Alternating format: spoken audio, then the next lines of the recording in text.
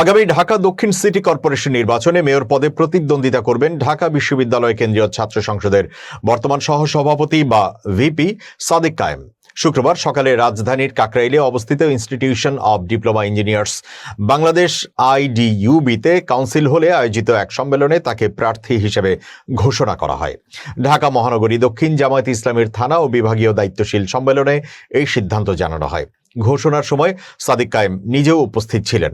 দলীয় সূত্রে জানা গেছে, প্রার্থিতার বিষয়টি চূড়ান্ত হলেও আগামী 2-1 দিনের মধ্যে বাংলাদেশ জামায়াত ইসলামীর পক্ষ থেকে আনুষ্ঠানিকভাবে তার নাম ঘোষণা করা হতে পারে।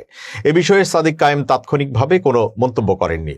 নির্বাচনী প্রস্তুতি হিসেবে সাদিক কায়েম ইতোমধ্যে তার জাতীয় পরিচয়পত্র খাগড়াছড়ি থেকে স্থানান্তর করে ঢাকার ভোটার তালিকায় অন্তর্ভুক্ত করেছেন। এখন পর্যন্ত বড় কোনো প্রকাশ্য প্রচারণা শুরু না করলেও তিনি নিয়মিত দলীয় নেতাকর্মীদের সঙ্গে যোগাযোগ ও সাংগঠনিক তৎপরতা চালিয়ে যাচ্ছেন।